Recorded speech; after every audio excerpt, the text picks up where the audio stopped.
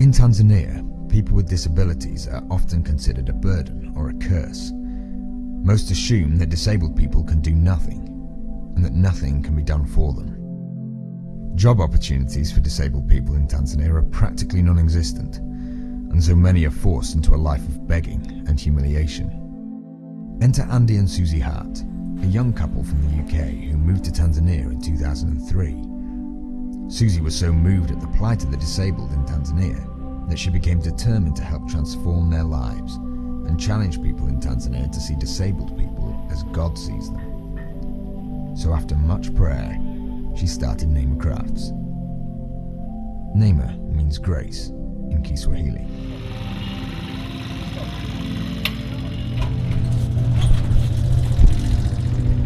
Five years ago, Susie and Andy Hart arrived here in Iringa, Tanzania, convinced that God had called them to serve and make the gospel known through their vocation.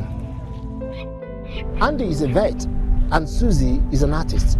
Susie was passionate to love and serve the marginalized and those disowned by society and often left to die. With only £400 from Christians in UK, a corner of a derelict warehouse, and thousands of miles away from home, Susie set out to love and extend hope to those rejected by society. By loving them, she gains their confidence and builds relationships by teaching them skills in arts and crafts that will empower them to live a dignified life. With regular Bible studies and prayers, they soon learn the wholeness that Jesus brings to hopeless lives. Today, many of them have, through the love of God, come to faith, become followers of Christ, and in addition, gone out to bring others. With an ever-increasing expansion at the Craft Center, they now have a full house with many on the waiting list to join this move of God. Hi, here we are in the papermaking workshop, and this is where the whole Neema Crafts project started, in this one room with just myself and 3 young deaf people learning how to make paper from local resources. Mainly we use maize leaves, recycled paper, banana leaves and elephant dung. There's some finished paper here.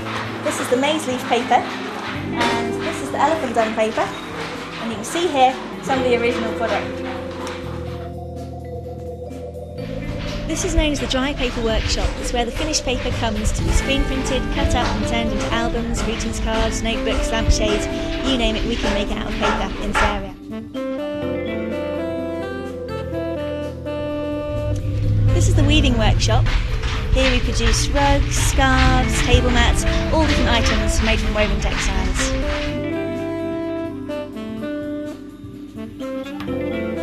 This is the B2B workshop, named after bottles to beads. In this area we're making handcrafted glass beads from recycled glass bottles. We're the only people in the entire region that do actually recycle glass, and we're using an ancient West African technique which came from Ghana originally.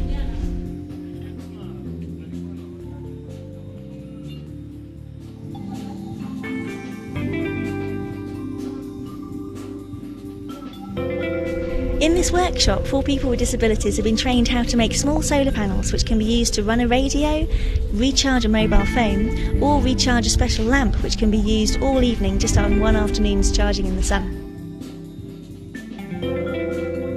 We sell just over half of everything we make here in our shop in Iringa, and the rest is sold at exhibitions in Dar es Salaam, through hotels and lodges in the national parks, and also a little bit selling overseas.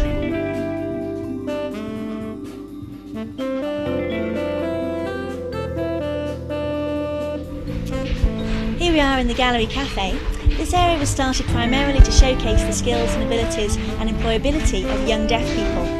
As I said, Neema Crafts is very much about changing negative attitudes towards people with disabilities. So it's breaking down barriers between hearing and non-hearing people and showing people in the local community just what young deaf people can do.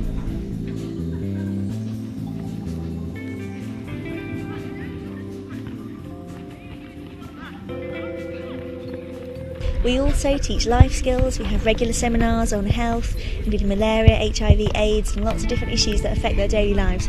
And we also facilitate out-of-hours activities such as the choir, the dance group, and as you can see here, the football team, who, as I'm sure you'll agree, are pretty fantastic.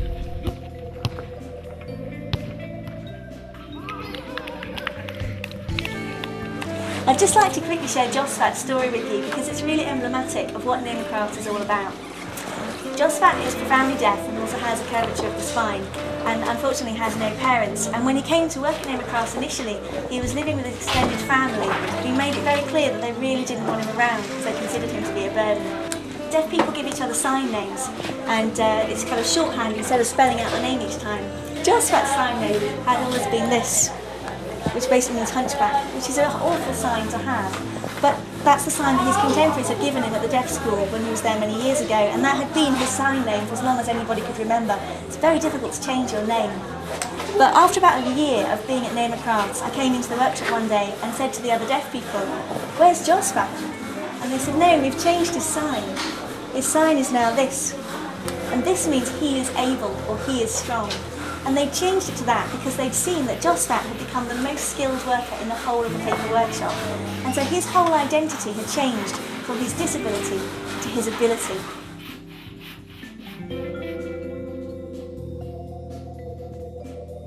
Love shown and demonstrated like this is not new to the ministry of CMS. For instance, 150 years ago, 140 graduates from Cambridge offered to go out with CMS on a mission to share the gospel in Nigeria. Many of those early missionaries never returned. Through their sacrifice and their love and their service, the church in Nigeria was born and is now booming.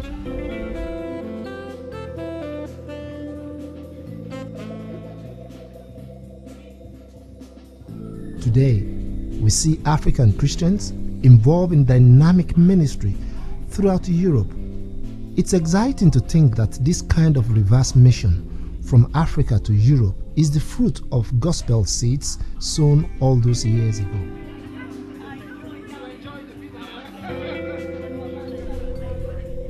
Jesus House London, and one of the fastest growing churches in the UK, emerged from the Redeemed Christian Church of God in Nigeria, which was founded by a convert of a CMS missionary in 1927. In the last 10 years alone, this church movement has planted over 350 churches across cities in UK and Ireland. I see myself as a missionary in the UK. I see myself as a product, in the sense of the work that was done by mission agencies like the CMS and other denominations that took the gospel out of the United Kingdom to the far-flung parts of the world. Whether inside Africa or alongside African churches in Europe, CMS is committed to supporting the African churches.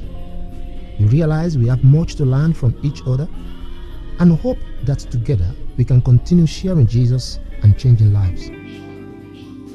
You can be part of a mission network that is both local and global through your prayers. CMS believes that prayer changes lives. Every month we publish a prayer request with news and items for prayers. With it comes a one-page publication with inspiring stories and testimonies of prayers answered. Why not sign up to receive this free publication to help you begin a mission journey? I want to thank you for taking the time to watch and learn a bit more about how God has used CMS for centuries and how you can be part of it today.